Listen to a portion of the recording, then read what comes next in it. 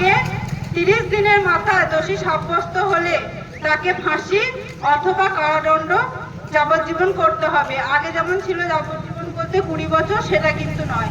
এটা এখন তিনি যতদিন বাঁচবেন ততদিনই তিনি কারাদণ্ডে থাকবেন। এটাই কিন্তু দিদির নির্দেশ। এবং অপরাজিতা বিলকে আইনে পরিণত করার জন্য মন্তেশ্বর ব্লক তৃণমূল কংগ্রেসের অবস্থান বিক্ষোভ মন্তেশ্বরে। দেশে দিন দিন নারী নির্যাতন ও ধর্ষণের ঘটনা বেড়ে চলেছে। ধর্ষকদের শাস্তি দিতে রাজ্য বিধানসভায় পাশ হওয়া মহিলা ও শিশু সুরক্ষা সংক্রান্ত অপরাজিতা বিলটিকে বলবৎ করার দাবিতে কেন্দ্র সরকারের পদক্ষেপ গ্রহণ করার দাবিতে মন্তেশ্বর ব্লক তৃণমূল মহিলা কংগ্রেসের উদ্যোগে ও মন্তেশ্বর পঞ্চায়েত সমিতির সভাপতি আহমেদ হোসেন শেখের নেতৃত্বে রবিবার বিকেল 3টে থেকে মন্তেশ্বরের মাঝের গ্রাম বাজারে একটি অবস্থান বিক্ষোভ অনুষ্ঠিত হয়।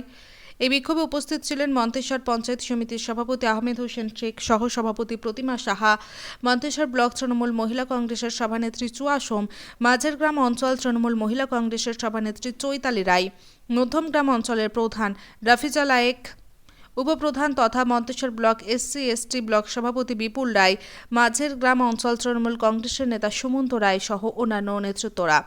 অবস্থান বিক্ষোভ মঞ্চে বক্তব্য রাখতে গিয়ে কেন্দ্র সরকারের সমালোচনা করে অপরাজিতা বিল আইনের শাসনে পরিণত না হওয়ার জন্য কেন্দ্র সরকারকে দায়ী করে বিলটিকে দ্রুত আইনে পরিণত করার দাবি জানিয়ে বক্তব্য রাখেন তৃণমূলের ব্লক নেতৃত্ব ও মহিলা নেতৃত্বরা।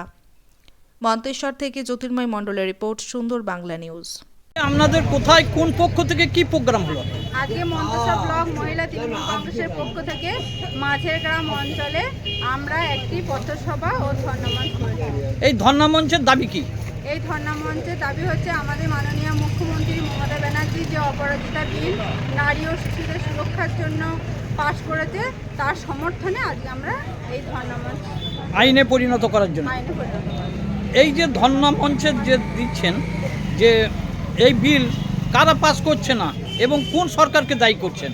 এই বিল আমাদের কেন্দ্র সরকার পাস করছে না, কারণ তাদের কাছে গিয়ে এখনো আমাদের রাষ্ট্রপতি এখনো সেই বিলে সই করেনি এবং আইনে পরিণত সেই কারণেই হচ্ছে না বলে আমরা এটা কেন্দ্র সরকারকেই দায়ী করছি। এই বিলের তাৎপর্য কি? এই বিল যদি সত্যি আইনে পরিণত হয়, মহিলারা এমনি পশ্চিমবাংলার মহিলারা সুরক্ষিত এবং আরও সুরক্ষিত হবে, এটাই আশা রাখি আমরা। আজকে কোথায় ধর্ণা মঞ্চ হলো? আজকে মাঝের গ্রাম অঞ্চলে ধর্ণামঞ্চ। কে কে উপস্থিত ছিলেন? আমাদের পঞ্চায়েত সমিতির সভাপতি আহমেদ হোসেন শেখ মহাশয়, আমাদের পঞ্চায়েত সমিতির সভাপতি ম্যাডাম প্রতিমা সাহা থেকে শুরু করে এই অঞ্চলের প্রধান উপপ্রধান থেকে শুরু করে মহিলা তৃণমূল কংগ্রেসের সমস্ত অঞ্চলের সভানেত্রী থেকে শুরু করে অনেক মহিলা কর্মী উপস্থিত ছিল।